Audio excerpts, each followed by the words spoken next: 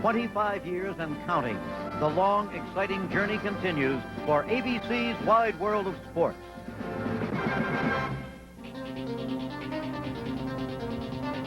All days begin the same.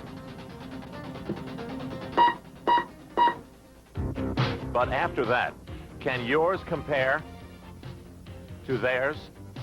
To that of the triathlete and a day of work that would put most of us in over our heads? Can you imagine what it's like to be in their shoes, on their bike? Or to be left without what you need to be driven, only to be driven by yourself. By day's end, do you hope to stand out from the crowd? Or like them, are you trying to catch up to it? When the clock reads 6, do you relish the rewards? Or could you just skip it, keep going, and eat on the run?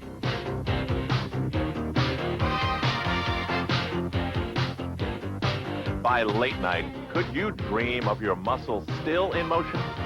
They can, and they do. Theirs may be the greatest workday of all. But it's not something you only see on TV. It's real. Ready, go, Reverend!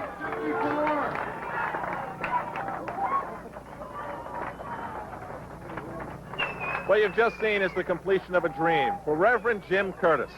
Had the clock read, 7 minutes later than it does right now, it would have been a mission incomplete. But Reverend Jim Curtis is only one story in a story of 1,022 dreams that began at 7 o'clock this morning in the Pacific Ocean off the island of Hawaii. I'm Al Trautwig, and this is our coverage on ABC's Wide World of Sports of the 1985 Ironman Triathlon World Championship.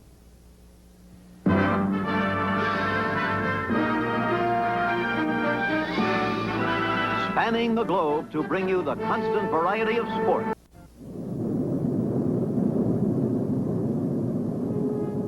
It was a special week in Hawaii where one could see the power of Kilauea, the power of man, and perhaps an omnipresent power from above. Heavenly Father and King of the universe, we thank you and ask your blessing upon this human achievement and endeavor. We ask that you create a safe and a joyous experience. They all came together at dawn in the Kona Coast town of Kailua at the Ironman Triathlon World Championship. The methods of preparation, the styles of getting ready, were as different as the people themselves. They tried to make sure that their minds were ready and that their equipment was too, for they would need it all. It was time to say goodbye to those who love you and get one last hug for luck. This was a day one did it all alone.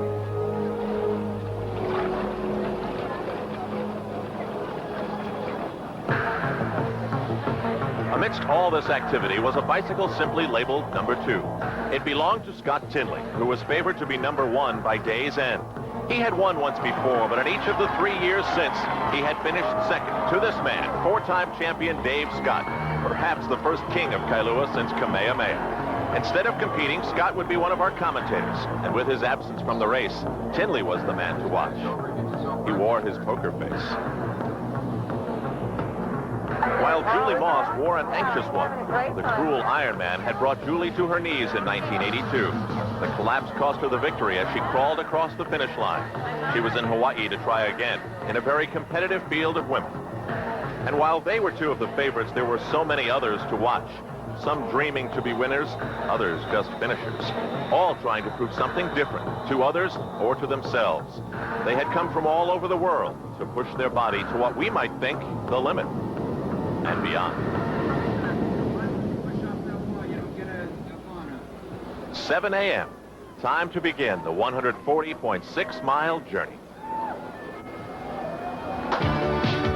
For more than 4,000 arms and legs, the chill of early morning and the sense of anticipation instantly became a thing of the past. The present meant avoiding an errant kick, an elbow in the side, a wave in the face, and finding a small piece of the Pacific of their very own. Watching in the distance was a woman who knows a lot about challenging the ocean and winning. And she was working with us that day. Here is Diana Nyad. This, the Ironman, was my very first event for ABC 5 years ago. Only 108 people, as opposed to over 1,000, stood at the start. And I suppose they've lost something in eccentricity and gained something in sophistication. For the most part, they know their bodies better now. They know when to eat, what to eat, when to push, when to hold back. But one thing always remains the same, a healthy fear and respect for the event. Okay, a few years ago, it manifested itself in not knowing what was to lie ahead during the day.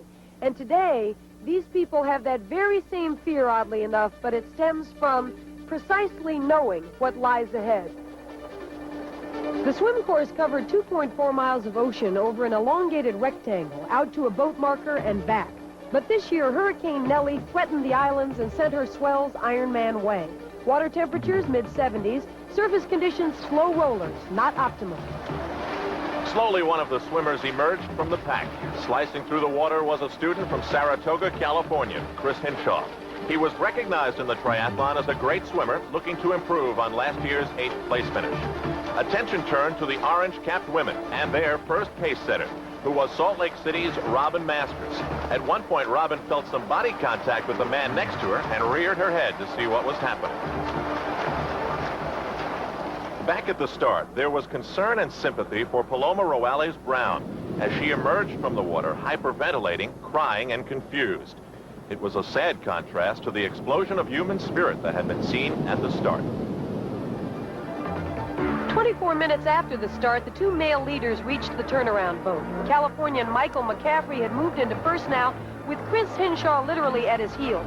The unusual swells, especially out at this 90-foot depth region, would mean nothing to these experienced ocean swimmers. And especially notice McCaffrey's ability here to look up and forward for bearings without losing any surface speed.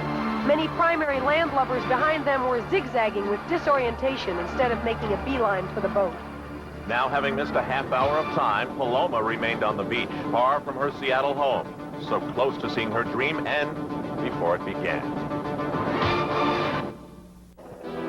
The name being murmured on the crowded pier in Kailua was Hinshaw, for now it was Chris who owned the blue waters off Hawaii. He had pulled away from Michael McCaffrey, and the two of them had pulled away from the rest of the field. Somewhere in among those flashes of white was the would-be winner of this Ironman triathlon. Back at the start, with the clock having elapsed 35 minutes, Paloma Roales-Brown reacted to all the encouragement. She gingerly re-entered the ocean.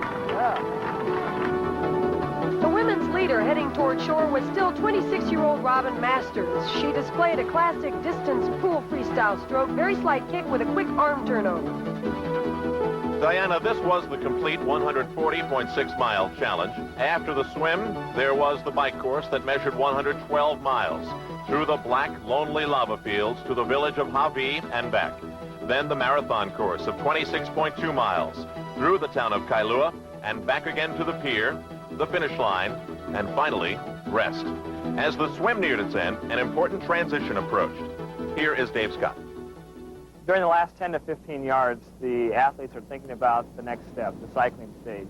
And as they approach the ramp, generally their legs are pretty stiff. Their equilibrium's off a little bit for being in a horizontal position for 50-plus minutes.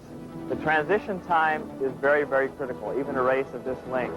In 1983, Scott Kinley and I finished 33 seconds apart. And who knows, it could have been made up in the transition period. That transition would first be entered 49 minutes, 53 seconds into the race by Chris Hinshaw, who stroked and kicked 44 seconds better than the next. His legs supported his body for the first time in a while, but he looked steady. Removed his ID tag, raced through the shower, and prepared to change clothes and ride out of town.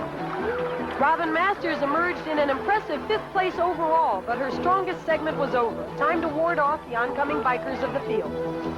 And while the pier received the early arrivals, the sea of humanity was still visible in the distance. That swim, however, was already in the past for Chris Hinshaw. And Dave Scott, this was one quick visit to the transition area.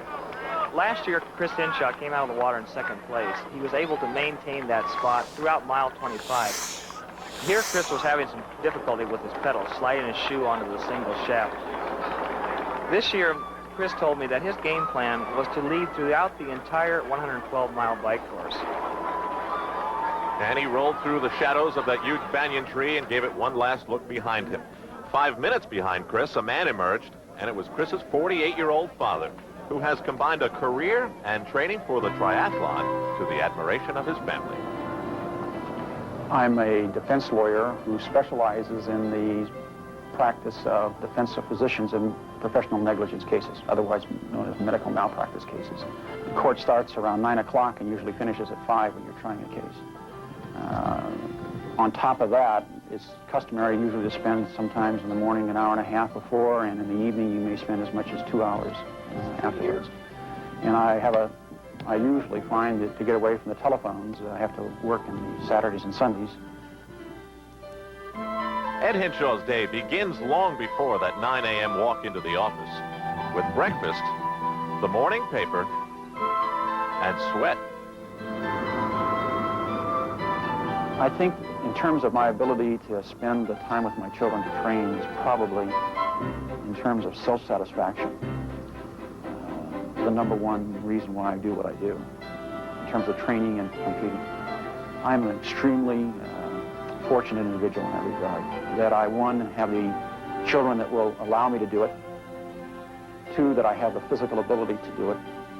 There is an unspoken relationship that exists, I think, between my children and myself, and my understanding with them their agony of defeat and thrill of victory, if you may,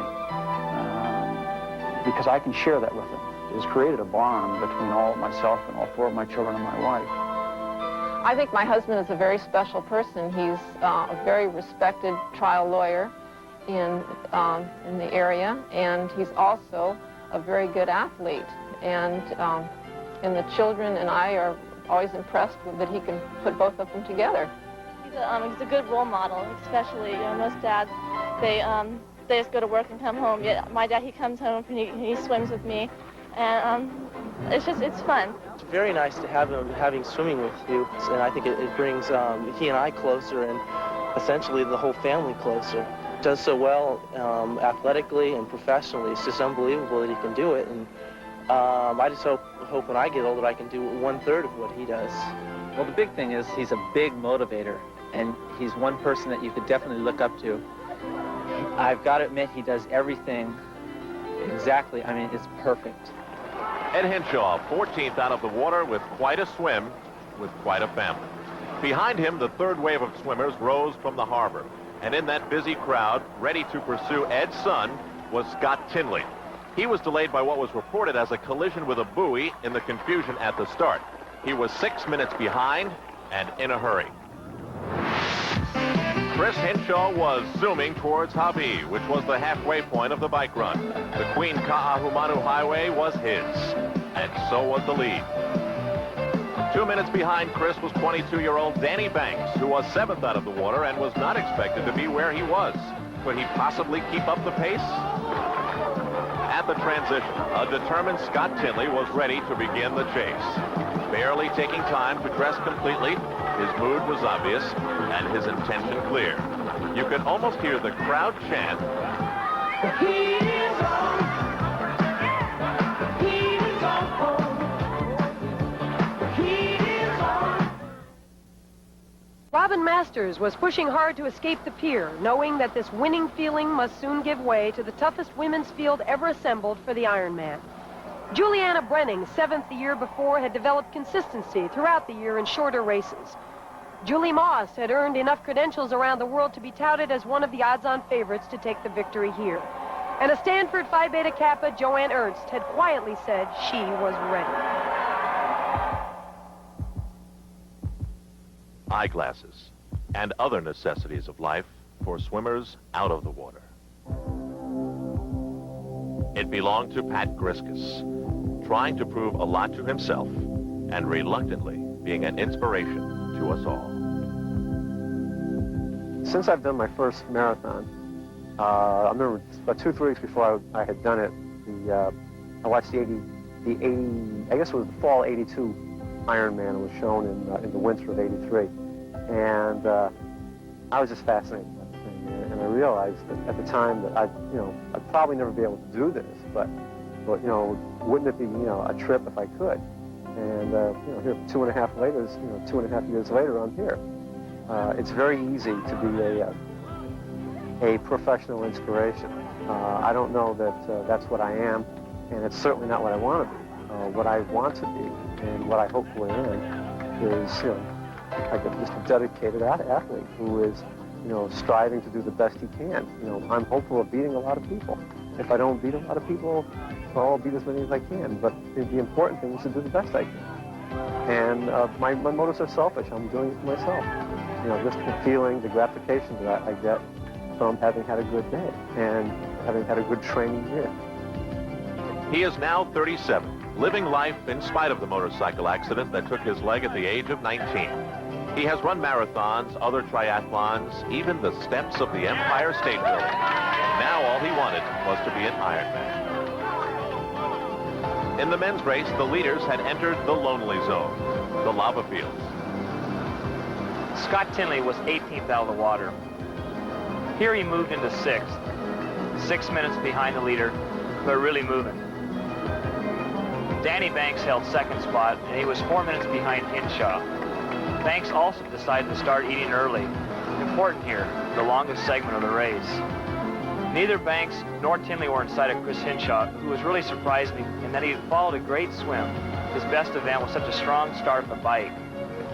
Chris felt that maybe he was riding more than a bike, though. Maybe a dark horse. I'm very strong in this race mentally. I think I'm considered to be one of the dark horses, and I could pull off a win if the opportunity is there.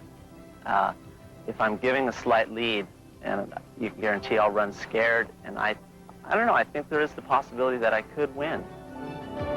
The Hawaiian pili grass that had somehow grown in the ancient lava flows moved by in a blur. The skies were cloudy, the air was cool, and the bike turnaround at Hawaii was 25 miles away. He thought of Hawaii constantly, and that was funny because that small village had never meant this much to him before. If paradise consists solely of beauty, then these islands were the fairest paradise man ever invaded. So said James A. Michener clearly before he was ever challenged by the desolation of the Kona coast. Less than 2 hours into the race, swimmer Robin Masters was still holding on to the lead as Juliana Brenning here rode a minute or so back in 2nd place. But redhead Julie Moss, pressing hard, head down, blew by Brenning into 2nd with a psychological unfriendliness that seemed to say, sorry, no time to chat, I'm on my way to the front of the troops.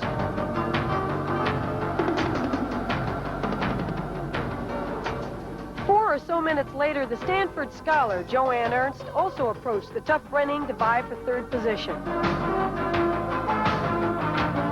A look at these two lean, muscular, well-trained bodies, both in a full sweat, grinding against a 35-mile-per-hour headwind, neither wanting to be broken, was to witness a new plateau of athletic prowess for the top women triathletes. Now, the first few dozen women were to be looked at with nothing but respect.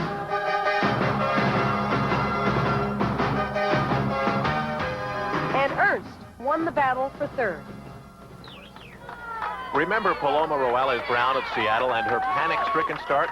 She survived the swim, missing the 2-hour, 15-minute safety cutoff by only 16 minutes, while Julie Moss was far away from being cut off by anyone, and she passed Robin Masters to take the lead 2 hours, 9 minutes into the race. Few expected her to be in the lead this early. Only minutes before the swim course was to be closed, the senior citizen of the Ironman wobbled onto the pier. 70-year-old Edson Sauer greeted us with a smile, and we smiled back. A self-proclaimed athletic addict, number 1,000, only had 138 miles to go. All this as Dave Scott caught up to the men's leader, Chris Hinshaw. That swim was a little tiring. There's no one to draft off of. Yeah, well, you had to do the dirty work. You had a pretty good lead, though. How do your legs feel right now? My calves were tightening up, so I slowed it down a tad. Uh-huh. I gotta pace myself. Your gearing feel pretty good? I feel good. See it? Good. Yeah. Stay with it. Looking forward to the run for once. All right, great. Chris was battling the famous headwinds that whistled through the hills of Kohala and winning. His lead was up to 8 minutes over second man Danny Banks, who was spinning his sprocket and thinking happy thoughts of home. Go on, Scott Tinley was gaining right here only 3 minutes behind Banks. He was at a part of the course where he could really excel, the 7-mile climb up to Hawaii. Also notice his new wind tunnel tested handlebars and aerodynamic socks worn over his shoes. Have fun out there. Edson Sauer was pacing himself, showing no hurry in leaving the friendly folks at the transition. But in the end, he pulled away, promising to return before the midnight deadline.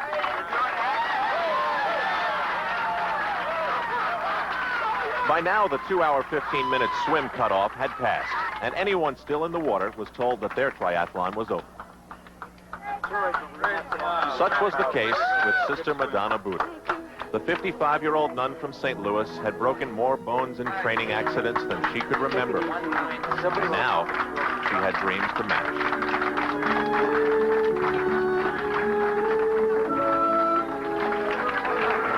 Can we get you back here to try again? I hope so. I really want to.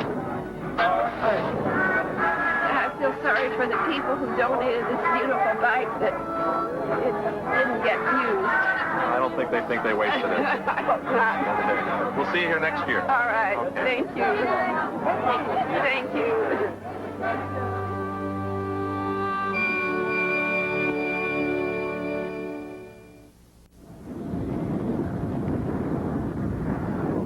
3.5 hours into the Ironman triathlon, Julie Moss with a 3-minute lead, also battling the steady, energy-draining wind. Her efforts in this sport are pointed towards erasing one of those unique video memories where defeat is what lingers. Like Bingo Bogatai's spectacular crash at Oberstdorf. You remember the moment, but do you remember his name? Like the kid from the University of Minnesota, Brian Meeker. Did you remember him? It was 1982. Julie Moss wobbling down Aliki Drive, only yards from a victory that was not to be. I think I could have won if I just walked. Somehow it didn't seem right to walk across the finish line. Pride, ego, whatever, something got in the way, but I definitely had this idea that I should run across the finish line. Because if someone were to pass me walking, that just was not acceptable. I mean, I could get past running, but I couldn't get past walking. Julie did not walk. She did not run. She crawled through the darkness, her mind blurred by pain and by second place. Kathleen McCartney was the winner. As the result, I got passed, on the ground, so it didn't quite work out. Now I would have no problems with walking across the finish line.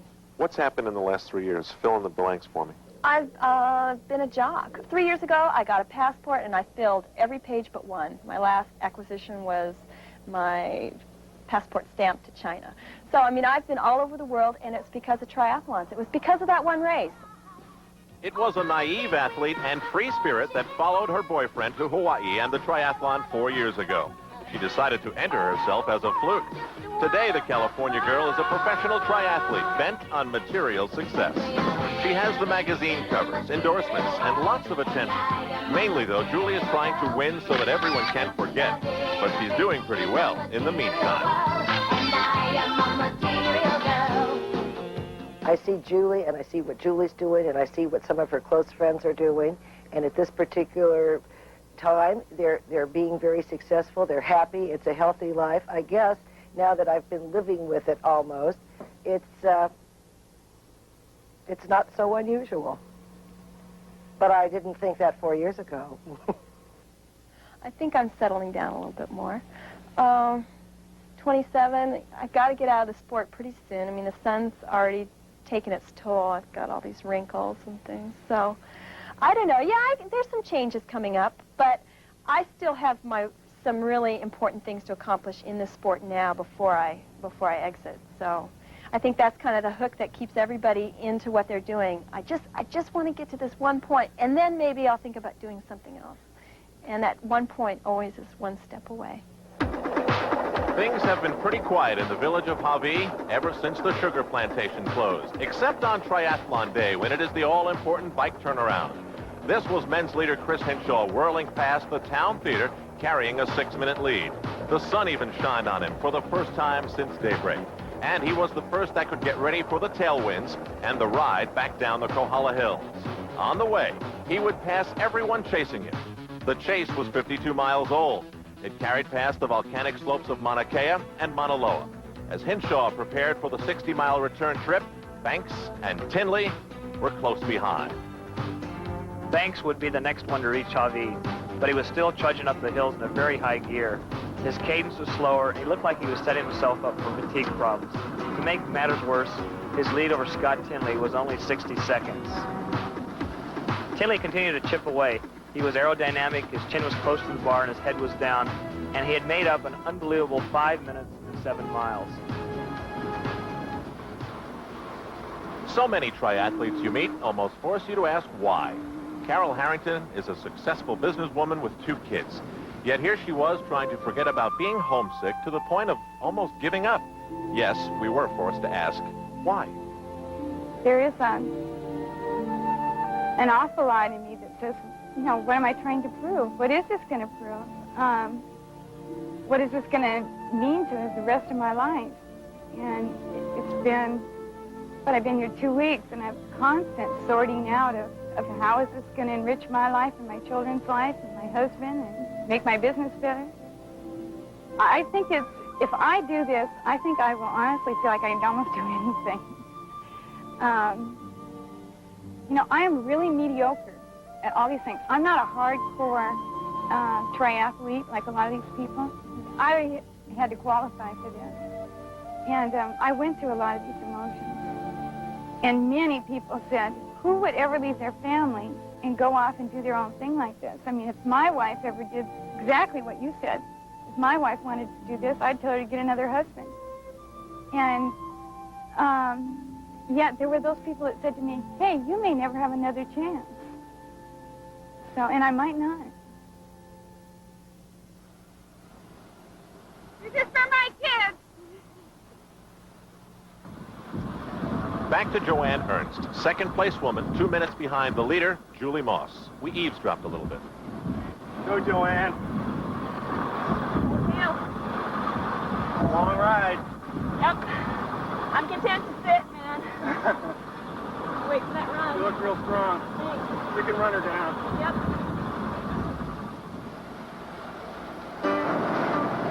4 hours into the race, Danny Banks, in second place for just about 70 miles, was next to succumb to Scott Tinley, who could not relate at all to the contentment of being in third or even in second. Tinley would be content only when he had Hinshaw and his lead. With this move, he had Banks. The driving veteran was 4 minutes behind the less experienced leader, who by then probably felt like a fugitive with the sheriff on his tail. It is a joyous moment in the Ironman triathlon when you're the leader with the wind at your back. Got a tailwind. Chris Hinshaw was having the ride of his life, but so was the air-cooled machine, Scott Tinley. He showed no sign of weakness, having been on the go for 4.5 hours. That was remarkable.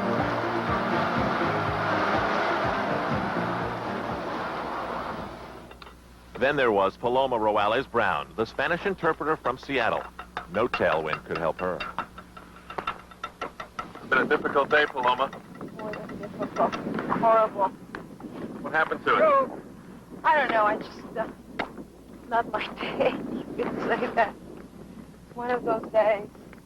You did so well to get yourself back together for the swim. Well, yeah. Swimming has always been this easiest part, plus the marathon. But the bike, I'm totally inexperienced. The bike. This has been an adventure for me. This is the first time. Whatever I finish or not, it's not so important. I'll come back next year. You will? Oh, yes.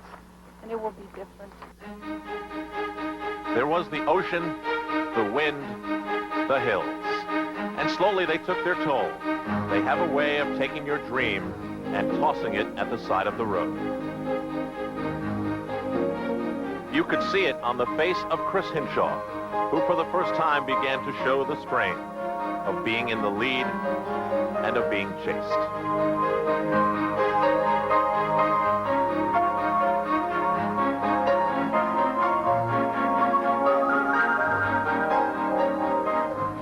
There was no such look to Scott Tinley. Every turn of the pedals seemed stronger than the one before.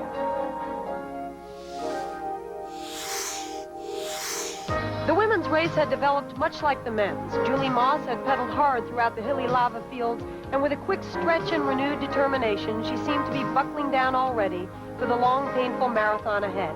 She had fortified herself well by this point with constant intake of bananas, oranges, and liquids, even advising other riders to stuff themselves for the upcoming run.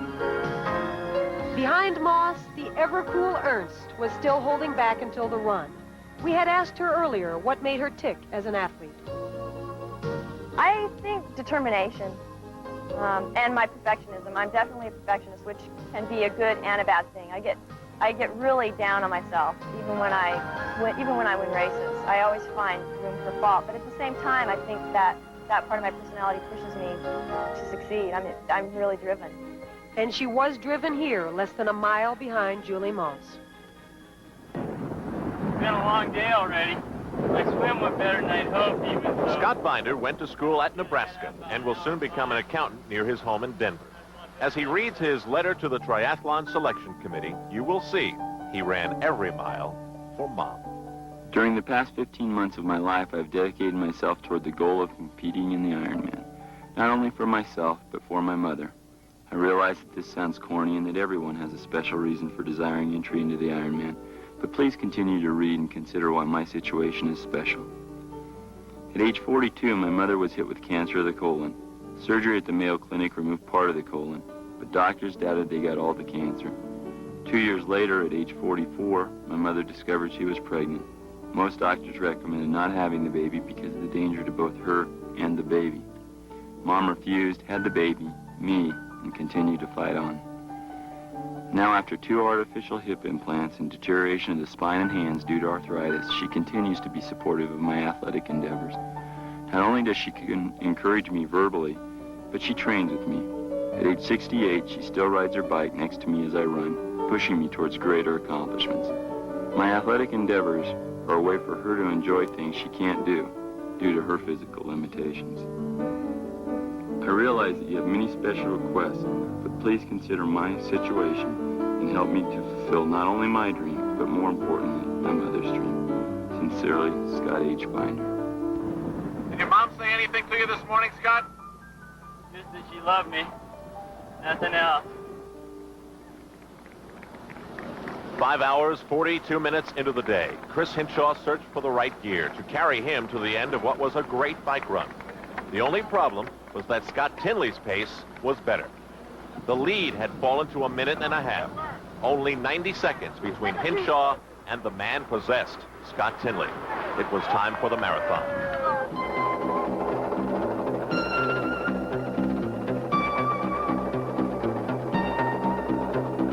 The sign said to finish, but it was really only the beginning of an important time for Chris Hinshaw. His bike time of 4 hours, 57 minutes, and 50 seconds was the third best in the history of the Ironman. However, the day was 5 hours and 48 minutes old. Tinley rolled into the transition, revealing his experience. His shoes were already loosened, and while he knew he was gaining on Hinshaw, he wasted little time. In fact, his overall time was the fastest ever from the cycling leg.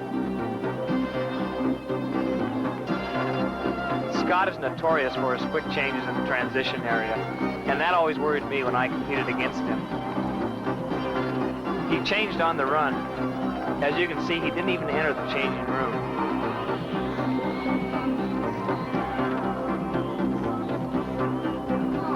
As Chris Hinshaw emerged from the transition with that hat on, he resembled Dave Waddell, one of the 1972 Olympic heroes. You may remember Waddell needed a miracle and got it. Now Hinshaw needed one. Tinley had chopped his lead to 45 seconds with that quick transition trick.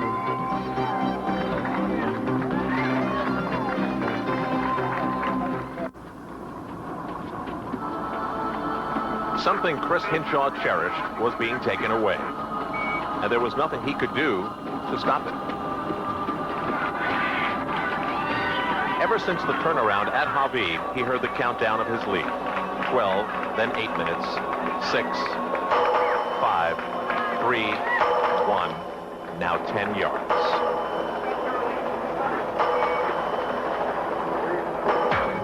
Turning around wasn't necessary.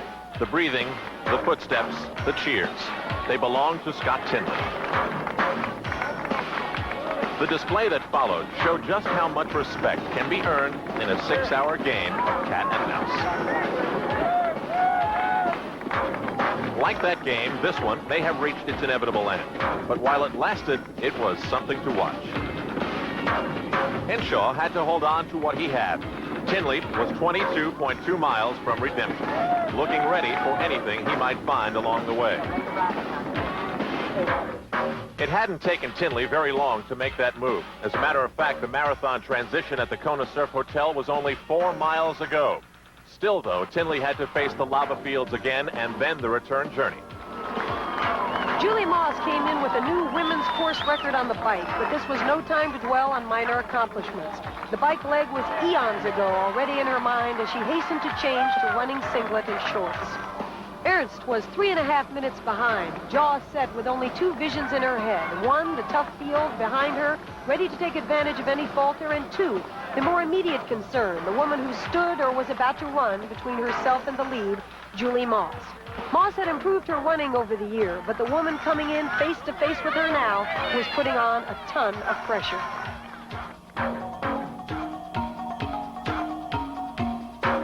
Physically, Julie Moss had to shake off the effects of that bike run, something Scott Tinley had been doing. Here's Dave Scott on Ali'i Drive. Scott's about 5 miles into the run. He's trying to get as large a margin as he possibly can before leaving town and approaching the lava fields. He knows that the real race on the marathon starts at about 15 miles. And he knows that at this point, it's just the ability to relax, allow his arms to drop down, shake his legs out. And after an incredible bike leg, he's well on the way to an Ironman record. And as Tinley put on that show of strength, Joanne Ernst exited the transition area, and Diana Nyad was there.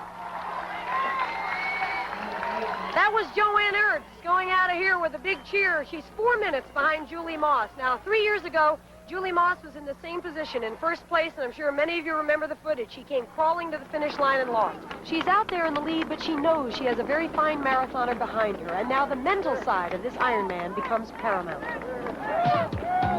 The premier players were now competing on foot, while in their own private world, hundreds of others kept pedaling away. Some not quite looking like triathletes. 45-year-old Ray O'Keefe is an actor, a big actor. In Hollywood, he is known for his roles as a tough guy. Interesting that the role he played on that day in Hawaii was very similar in demand. They were going to shoot a film about Rocky Marciano. And I was going to play Rocky. But I was way out of shape. Because Rocky, his biggest asset was his conditioning. They started running, and then the film fell through finally. Never did it. But I kind of got hooked on running and getting in shape. But then it got a little sporadic, and then I said, I need an incentive. Eventually, that incentive became the triathlon. And along the way, it should be noted that Ray O'Keefe never lost his sense of humor. Anybody else go through here yet? Just a couple of people. Okay. By then, Scott Tinley's story had become almost ludicrous. Comfortably in the lead in one of the body's most grueling tests, he decided to test his football skills with his wife and friends. Chris Henshaw hadn't come out of their duel as mentally crisp. His hold on second place was fragile at best. You guys can stay with me? Part of the way. Thanks. Tom.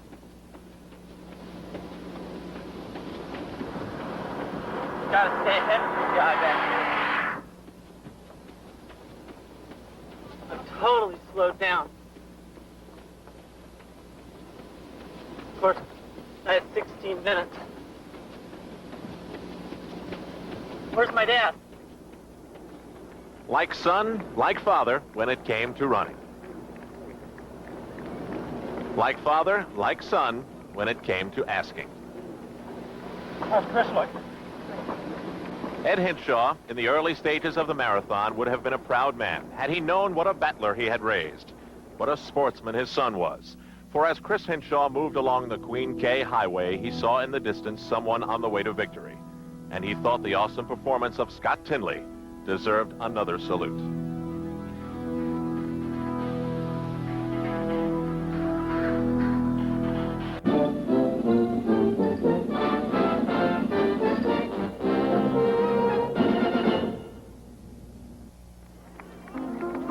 Deja vu at the Ironman triathlon. What had transpired in the men's race was being repeated by the women. 8.5 hours into the day, Julie Moss on a Leahy Drive, looking back, trying to avoid the inevitable. Joanne Ernst, content earlier to sit in second, was content no longer. Ernst took long, powerful strides, honing down her prey. But it was common knowledge that Ernst had suffered chronic hamstring problems, limiting her to an average running schedule of a scant 16 miles per week. Julie relinquished the lead. She had to, but she didn't fade, desperately trying not to let the gap widen. Julie Moss could only hope now for a flare-up of those hamstrings somewhere down the road. And a marathoner named Liz Bullman was on both their minds.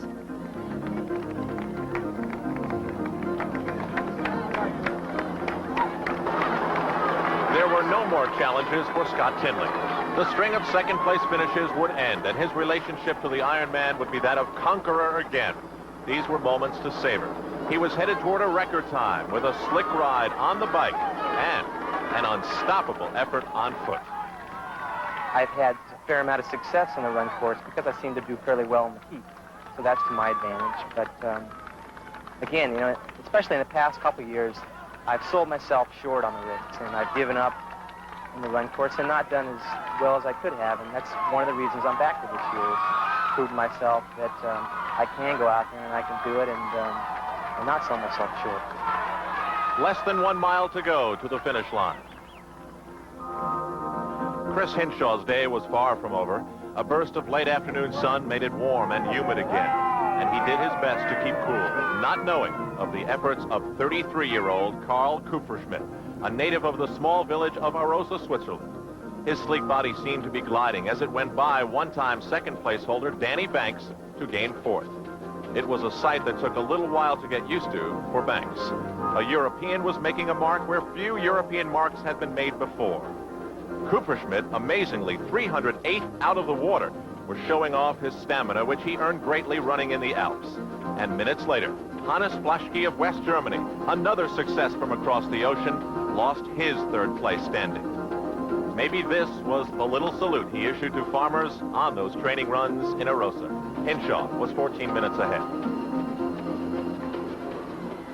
The Ironman returned to its beginnings as it had each year for the finish, to the pier at Kailua and the small beach where the swimmers began at 7 a.m. This was Scott Tinley, cheering himself and cracking that veneer of concentration that he exhibited all day.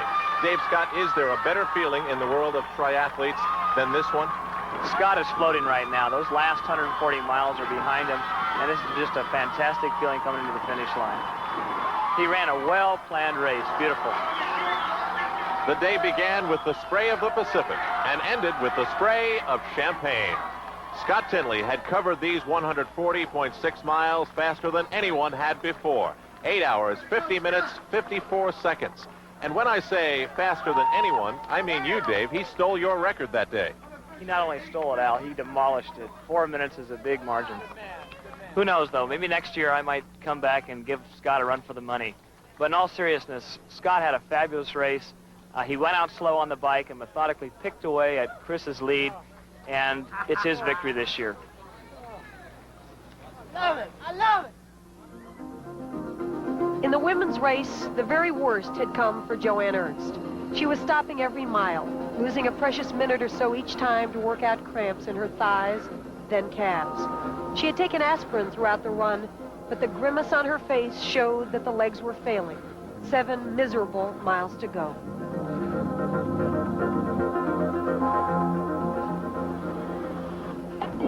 The weather had been kind with a cloud cover all day, but Julie Moss hit the marathon turnaround at the hottest point, 94 degrees. She walked, 10 minutes behind Ernst, the game plan more and more muddled in her head. And then there was Liz Bowman, the woman Ernst feared would come on strong at the end. She was in third, making up big ground. After ninth place a few months before at the famous Boston Marathon, Bowman knew how to pace herself. How do you feel? Pretty good. You're looking real strong. Feel good. Never can tell what's going to happen, so. Slow and steady wins the race. Julie Moss had been one of the favorites. She had the sure voice of a champion at the start. Now she had spent the last 20 miles adjusting to a respectable second place. But a too-strong Liz Bowman would drive by her and quickly force a new adjustment to third place. And for the final blow, an unexpected South African named Paula Newby-Frazer crept up with a smile and drained Julie's last breath of spirit. She had wanted to win, and now a fourth place that most would cherish dearly seemed a weak, pathetic trophy to Julie Moss. Would she ever erase that image of crawling across the line 4 years ago? What a contrast there was at the finish. 26 minutes after Tinley crossed the line, Chris Hinshaw could finally see it. He could see his pace-setting finish in the swim, his swift, wind-defying cycle run, his courage in the marathon, and the long runs with his father through the hills of Saratoga, California, all paying off. And he would find satisfaction and relief in all of it.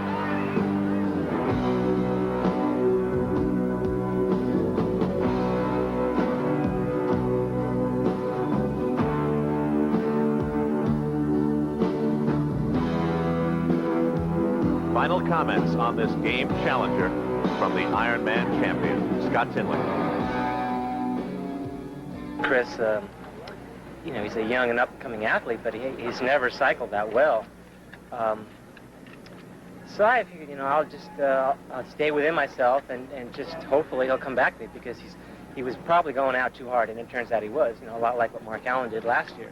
You know, you get excited, you get in the lead, and you go too hard, and then it catches up with you in the end. And so I think experience really helped this time. When does the training begin again? I'll probably go for an easy swim this afternoon just to loosen up. Out on the Queen K Highway, it had all become too much for Julie Moss to take. My goodness, just couldn't handle all the poke and stuff. More internal, my legs feel fine, but inside things are starting to get pretty weird. I still want to be able to have babies one day. Julie, was it a tough decision to say that's it? Oh, yeah. But I'm to the point now where I know myself well enough, and I know when I'm walking the rest of the way, and I don't walk anymore.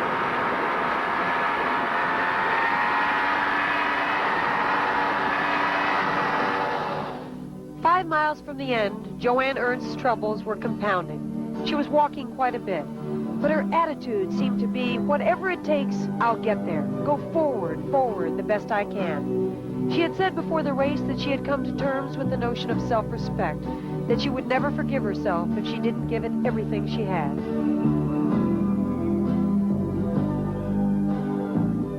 When she ran, her stride was now 1/2 her usual length. Her spring was dead, but that self-respect was very much intact. The ghost of Liz Bowman continued to haunt Joanne's every step. Liz had called herself slow and steady. Steady, maybe, but not slow. Well into the first half of the marathon, chafing, not chasing, was the problem for Pat Christmas, as his artificial leg attempted to go the distance. How about the chafing? Any problem with that? The chafing? Yeah, it was a problem coming in, but I'm not putting any stress on it right now. Now I got to worry about the stump. So far so good. A cool day too. I mean, that's really a help. It's the best day, you know, since I've been here. How about your right leg? Is that okay? The right leg is dying. He only had one leg to stand on, but what a leg that was. 400 yards to go. The clock was ticking down for Joanne Ernst. Despite all her problems, she amazingly was threatening the Ironman women's record. Only a scant 1.5 minutes behind, Liz Bowman was valiantly pressing, even though time had evidently run out on her for the victory. It looked like it was finally in the bag for Ernst, but she just had to look back that one more time. Bowman lost her good-natured smile for the first time. And there was only one thing in the world that could inspire those aching legs of Ernst to temporarily zap back to life. And that one thing appeared like an angel before her eyes, the tape. Joanne Ernst would fail only in setting that new record. If she had stopped one less time, she may have had it. But she had raced within a strategy and never deviated. She had raced within a world of pain. She had challenged the Ironman and won. She missed that record by only 9 seconds. 1 minute 33 seconds later, it was Liz Bowman's turn. As she crossed the line, she looked like she could have kept on going.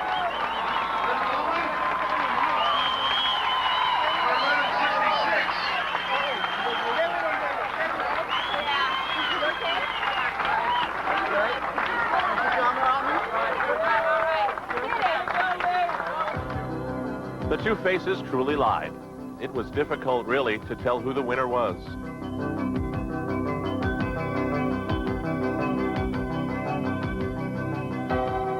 The people in Kailua, they will remember what they saw. They'll remember Scott Tinley proudly running by, and Chris Hinshaw collapsing with fatigue at the finish. The surprising Europeans, Kupferschmidt and Blaschke. They'll remember Joanne Ernst's run at the record. Liz Bowman pushing her with everything she had, and Paula Newby-Frazer. Here's Diana with a refreshed Joanne Ernst. How hard was it for you? The marathon toward that last 6-7 miles looked excruciatingly painful. It was really painful. My calves and my quads were really cramping up, and I felt like the race was slipping away from me, and I was really scared. As the sun set in the Hawaiian Islands, we went back out onto the highway for the stories that ended in darkness.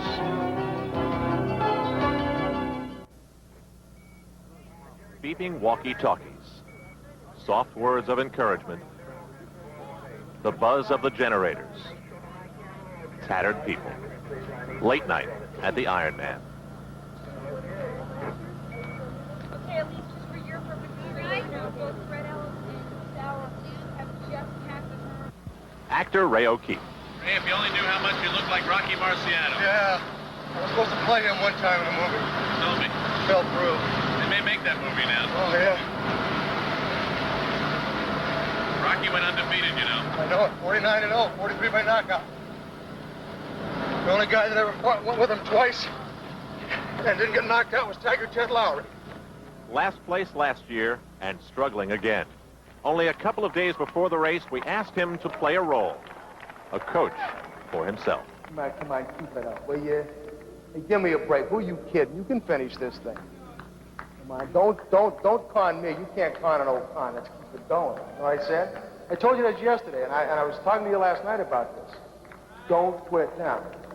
Come on, your feet don't hurt that bad. Your feet have hurt worse when you're walking out in the street shopping with your wife. Come on, get in here.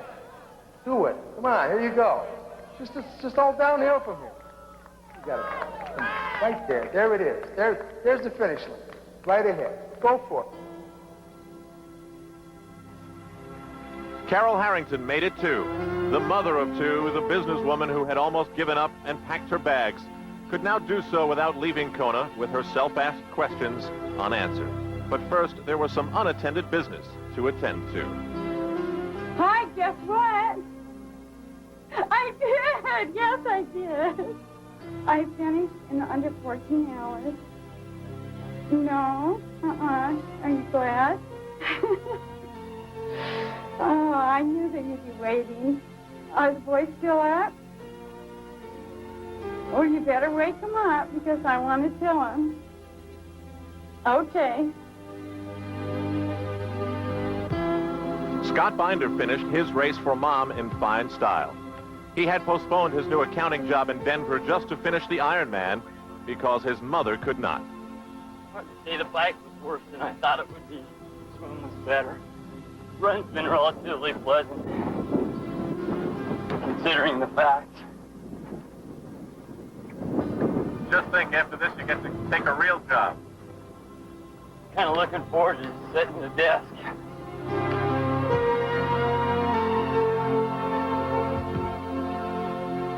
Scott Binder finished happily in the middle of that crowd. and by nightfall received that well-earned embrace. I love you, I love Scott. you, I too. knew you'd do it. You Thanks could for your do prayers. it. They were all yours. I'm glad it's over. I am too. I don't know what we'll do from now on. Thanks for your support. I got to get to work, make some money. Right. Edson Sauer never wavered. Edson, how's the race going for you? Okay. You look like the picture of health to me. I'm doing pretty good. Had a bad swim. Had a bad swim? Any doubt in your mind that you'll go across the finish line? Oh, I don't think so. What's the key to this race if you had to pick out one word? Training, I suppose. Looks like determination to me. Well, that's the second word. Any major problems, or you feel pretty good? I feel pretty good. I had a flat tire. I don't know much about fixing tires. I know you just barely missed that cutoff last year. Are you keeping your eye on the watch pretty carefully this year? Well, I quit on the bike last year. I shouldn't have. I could have made it, I think.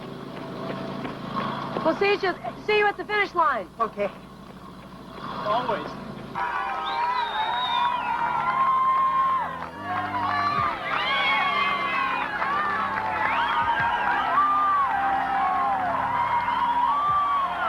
'70-year-old Edson Sauer did not grow any older that day.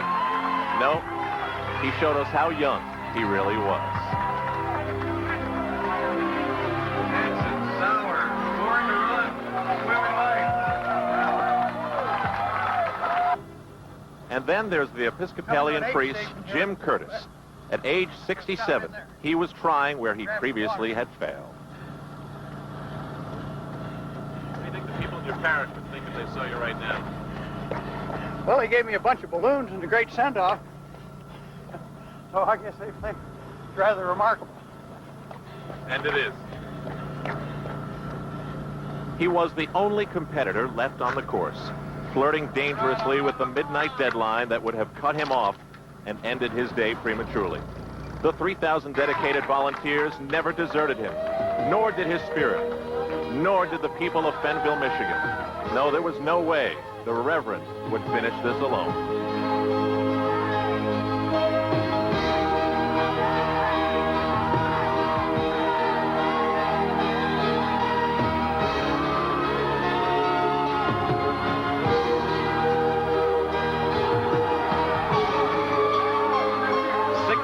Minutes to spare. It was a piece of cake. The race was over, but we must reflect once again to the most inspiring story we covered, to Pat Griskus, courage and attitude like the Ironman had never seen. How's that leg, Pat? Hanging in there. You know, it's, I'm just tired, that's all. I'm cramped up. You know, I don't know. I'm coming in, so I'll be all right, but, and I'm going to break the 14. I hope. That's what you wanted to do, right? That's what I wanted to do. But, gee, I'm not going dancing later on.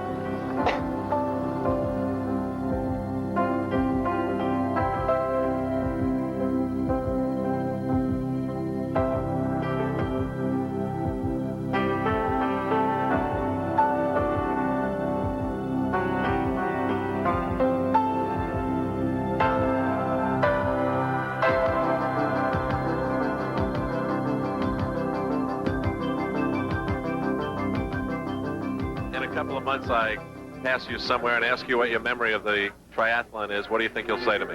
I'd have to say this is maybe, I don't want to be maudlin, but this is maybe the finest thing I've ever done. It really is. I mean, it's, I never thought I would do something like this. And, you know, I mean, Jesus, I mean, I didn't do bad today. And I don't know what else to say. I mean, I'd like to do better, but I mean, this is an accomplishment. And this is something I'll be proud of for the rest of my life. In the cool of the Hawaiian night, the finish line became the stage for all the emotions we possess. Ed Hinshaw will talk proudly to his family about finishing 127th. One by one, they moved over that elusive line, having punished themselves through that long, long day. So easy to watch, maybe criticize, and wonder why.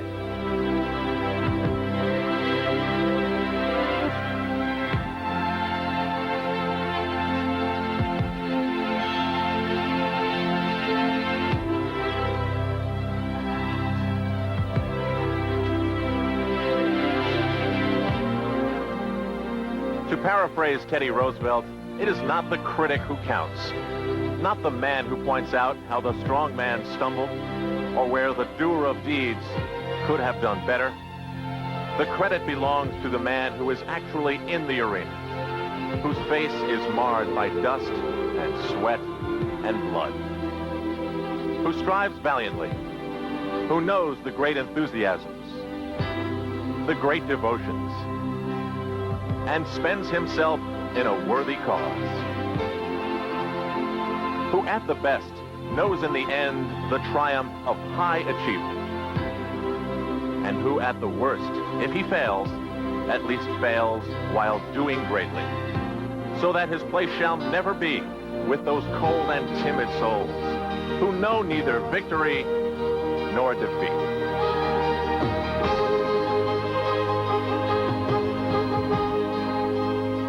For Diana Nyad and Dave Scott, I'm Al Troutwig. It was a day we'll never forget.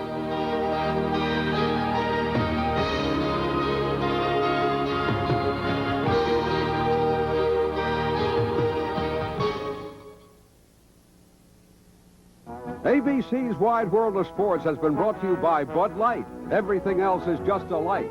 By Mercury, cars that have kept up with the times as much as you have. By GTE Sprint. When you call Sprint, you've got the future on the line. And by Barbasol Shaving Cream, a great shave at a great price. Travel arrangements made through and a promotional fee paid by United Airlines. United flies more people to Hawaii than any other airline. Nobody knows Hawaii like United.